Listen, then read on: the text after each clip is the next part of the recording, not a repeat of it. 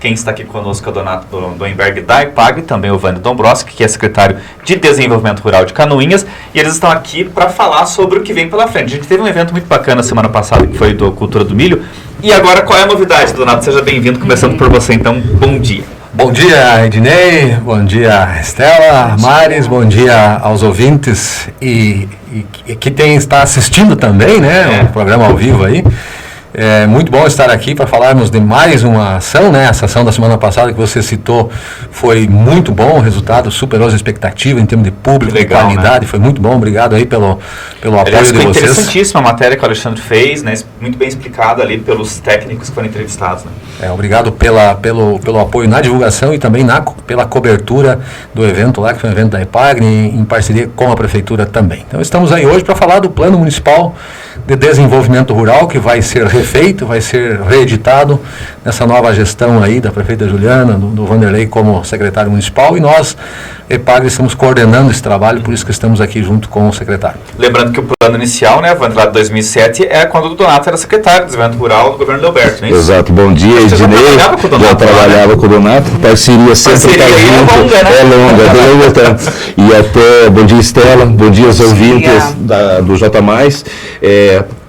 Primeiramente, agradecer o convite, estamos aqui pela primeira vez no J+, eu tenho certeza que várias novidades, outras voltaremos aqui para transmitir, e como o Donato colocou, lá em 2005 foi feito esse plano de reestruturação do município. O que é o plano foca? O plano foca várias cadeias produtivas, e as cadeias produtivas aí, a gente não está falando só na questão de renda para o agricultor, e sim numa ação vendo toda a questão saúde, educação, a questão social e tudo mais.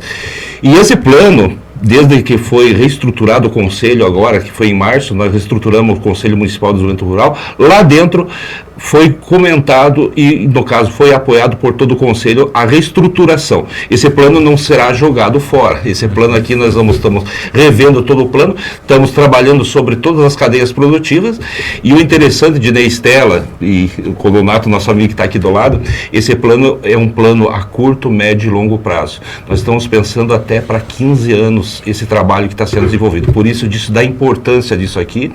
E o Conselho tem 154 cadeiras em entidades governamentais, não governamentais, também agricultores. Então, ele está sendo construído por várias pessoas, várias cabeças.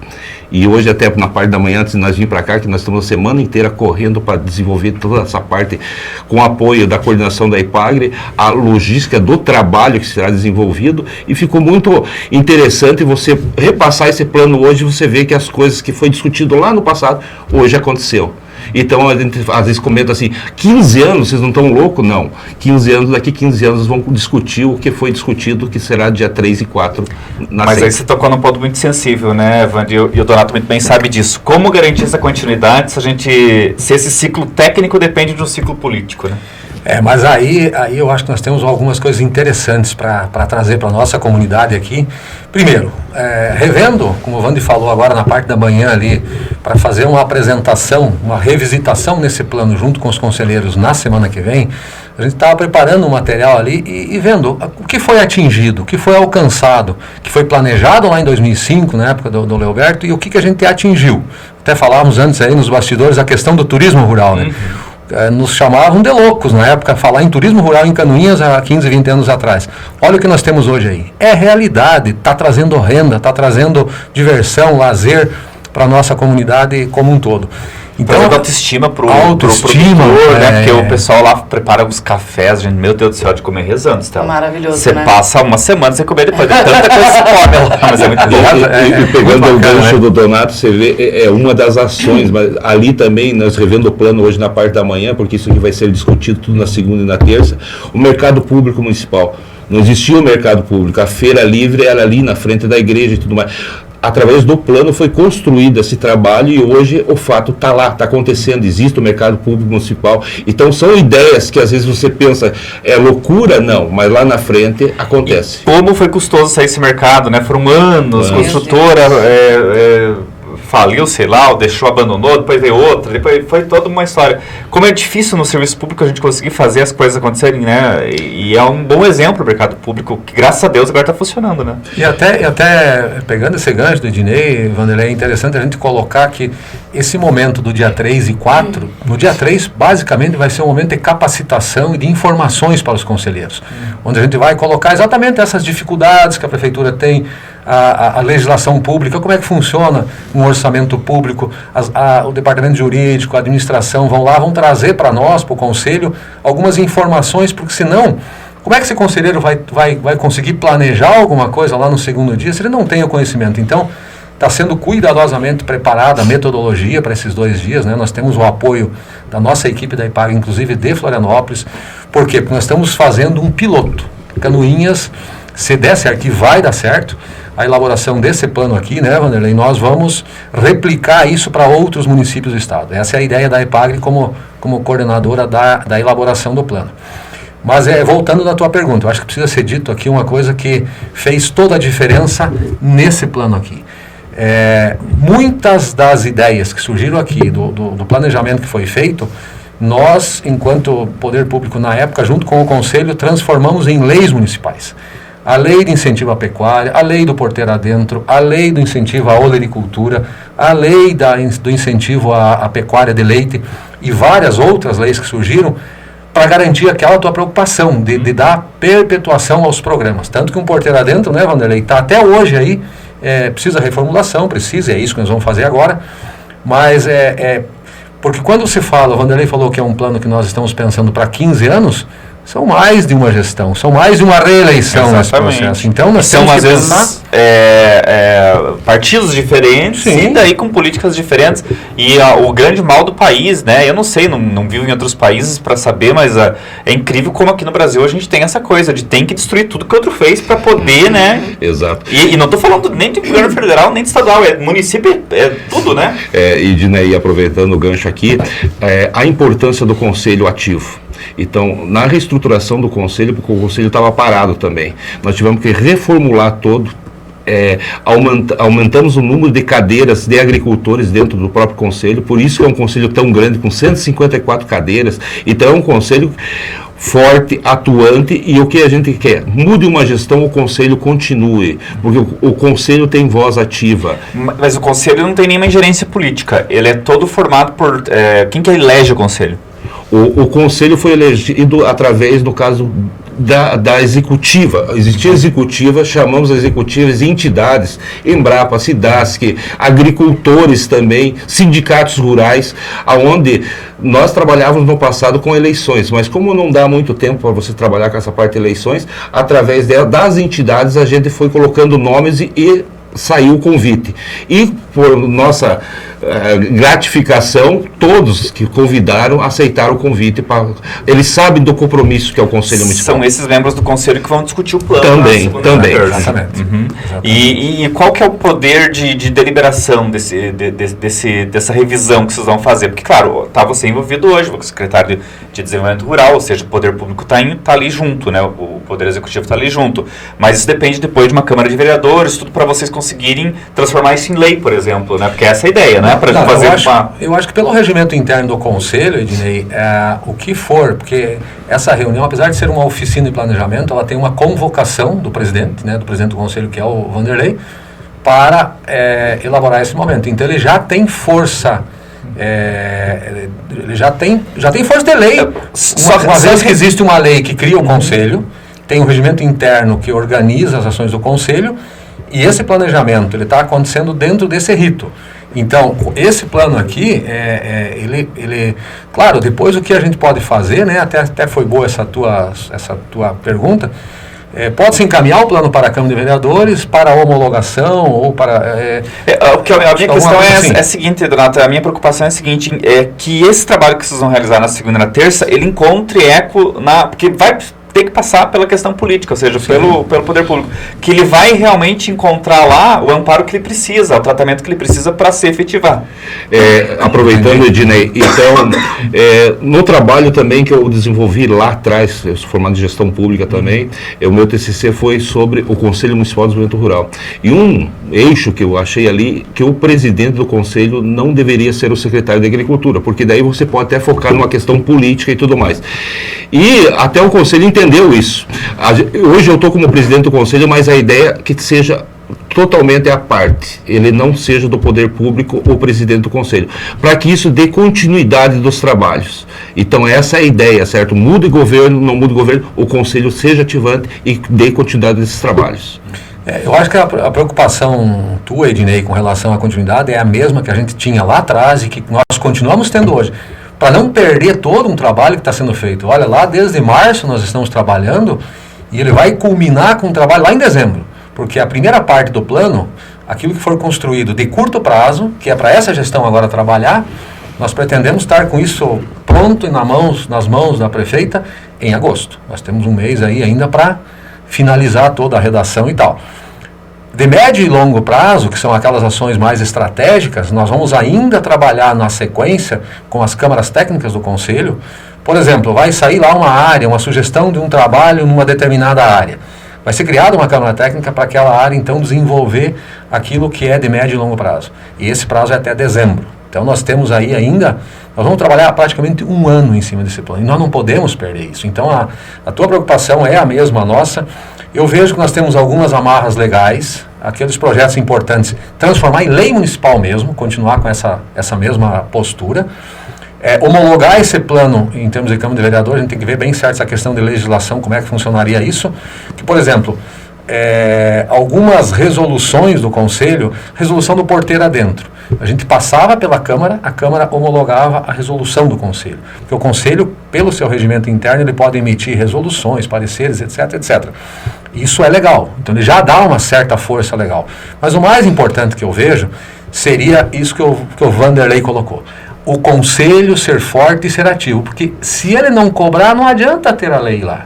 Não vai acontecer. Agora, se o conselheiro da comunidade lá sabe que existe um programa que ele pode acessar e que não está sendo executado, seja pela prefeitura, seja pela IPAGRE, pela SIDASC, ou qualquer órgão do município que compõe o conselho, ele tem que ter um conselho, o ECO seria o conselho forte para ele poder cobrar isso. Por isso que uma boa parte dos municípios, Brasil afora, estado afora, não tem essa preocupação que a prefeita teve aqui, que a secretaria está tendo, porque muitas vezes esse conselho pode incomodar, entre aspas, a administração. Aqui a gente está vendo, por isso que a IPAGRE entrou de cabeça nisso, está fazendo um esforço muito grande através de toda a equipe municipal. Nós temos uma equipe municipal bem considerável aqui em Canoinhas. Junto comigo no regional tem mais alguns colegas que estão ajudando. De Florianópolis vem colegas nossos nesse dia para ajudar a conduzir essa metodologia, que tem mais experiência do que nós nesse processo de planejamento. E como eu falei antes, a gente quer expandir isso para outros municípios, porque é um trabalho muito bacana. Então a gente precisa aí reconhecer esse esforço da administração municipal hoje, primeiro em valorizar o conselho e valorizar um planejamento de longo prazo. E acho que é interessante, Ednei, é bom que a gente faça chegar a isso também, né, Vanderlei, aos demais secretários, à própria prefeita e ao vice-prefeito, essa preocupação de que ela já tem isso, mas reforçar isso, que isso realmente possa ser incorporado à administração municipal. Só para a gente encerrar essa parte da conversa, então, vocês acham que o Conselho consegue blindar o plano? Ou seja, consegue executar o plano aí, mesmo tendo 15 anos, e a gente pensar em 3, 4 governos que vão ter que ajudar a aplicar isso? A resposta seria sim, na minha opinião e com a minha experiência lá, o Wander também tem experiência em conselhos, se a gente der esses mecanismos, alterar alguma coisa de regimento interno no conselho. Primeira situação, o mandato não coincidir com o mandato da administração. Ficar um ano para frente. Ou aquela dica de o presidente não ser o próprio secretário, ser alguém, isso nós temos em alguns municípios, Iliniópolis, por exemplo, o presidente é um agricultor lá, isso é legal. Então essas questões que precisam ser pequenos ajustados. E vamos para o plano em si. O que né, vocês conhecem de cor esse projeto de 2017, esse plano de 2007, o que dali tem que ser descartado, o que pode ser avançado e o que pode ser melhorado? Uma pergunta bem... Acho que a metodologia, deixa eu responder, Delvando, e complementa, porque a metodologia montada, pensada para trabalhar o planejamento futuro, ela está dividida em 2 momentos. O primeiro, revisitar esse plano, e era isso que nós estávamos fazendo hoje de manhã lá, que o Vande comentava ali com toda a nossa equipe da IPAG e da Secretaria, para ver o que é possível deixar, que é importante, a gente não pode descartar, aquilo que já passou, eu não vou dar exemplos aqui, porque senão eu acabo induzindo depois a situação da semana que vem. Mas áreas, por exemplo, que hoje já não são mais tão importantes, que possam ser deixadas um pouquinho mais de lado agora, áreas importantes que precisam ser mantidas no plano, é o primeiro trabalho que vai ser feito. E o segundo é de acrescentar aquelas áreas que não estão contempladas e que a gente visualiza para o futuro, que são importantes no município. Então, essa é a amarração que vai ser feita com o plano, né, Vanderlei? Mais ou menos isso, né? E ajudando a contribuir aqui, a forma como está sendo construído, porque isso aqui também é um impacto também para as entidades e também para os agricultores, de saber de que forma isso aqui vai ser a construção disso aqui. E nós já começamos desde o mês de maio e junho fazendo, no caso, reuniões distritais com os conselheiros, mostrando a importância do papel dele junto ao conselho. E também ele como representante da comunidade.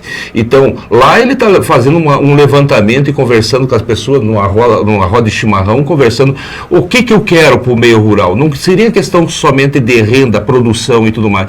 Questão que eu volto a falar, questão de saúde, questão de educação, questão de assistência social. Então, ele engloba muitas cadeias produtivas. Então, nos dias que nós trabalhamos, uma semana com essa reunião no interior, e sempre nós procuramos focar essa reunião a partir das 19 horas, que é um horário que o agricultor já esteja assanado todas as suas atividades, eles entenderam. Então, nessa reunião do dia 3 e 4, convidando vocês pessoalmente também, Estela e Dinei, se quiserem almoçar conosco lá, já estão convidados. Eu acho que a missão nossa é que eles entenderam o que a gente quis passar para eles. Então, vai ser uma construção de 2 dias, muito trabalho, mas eu acho que vai ser bem produtivo, não só para os agricultores, mas para o município em geral. E vocês também já estão convidados para depois vir aqui trazer para a gente as demandas que foram elencadas. Sim, sem dúvida, né? Sem dúvida. E até uma pergunta que eu faria agora, mas vou deixar para fazer quando vocês tiverem refeito o plano, é o que realmente, né, não se aplica desse plano e o que surgiu de novo, né? Porque é interessante para a gente acompanhar a evolução da agricultura. E a ideia aqui dentro desse plano aqui de 2005, ele tem 15 cadeias produtivas. Estamos falando em várias áreas. Turismo rural, agricultura, infraestrutura. Tem cadeias, mais áreas, né? Áreas, educação, saúde, fruticultura, exato. Então, o que nós vamos ver o que fica ainda no plano, certo? Que esse plano não podemos jogar fora. Foi um trabalho construído lá atrás, mas ele tem uma importância muito grande. Através da reformulação desse plano sairá os novos eixos e as novas camas temáticas, como a gente fala, né? Bacana. Então, é segunda e terça agora, segunda e terça. Vai ser o dia todo? O dia todo. Começa às 8 da manhã com intervalo para almoço. Nós vamos fazer um almoço no local para também não dispersar os agricultores e entidades. Vai ser na IPAG? Vai ser lá na Senca. Na Associação dos Servidores Públicos Municipais de Canoinhas. Exato. Então nós vamos trabalhar esses 2 dias. O primeiro dia nós estamos até, já que está conversando com o Leonardo, nós montamos 2 sequências de programação. O primeiro dia seria uma apresentação mais do governo municipal, como que funciona as secretarias, a parte do departamento jurídico, para o próprio agricultor entender o sistema público, como que funciona. E o segundo dia, com coordenação da IPAG estadual também, regional e municipal, vão dar toda a metodologia do trabalho da construção desse novo plano. Bacana. Então, o convite é para toda a classe agrícola, né?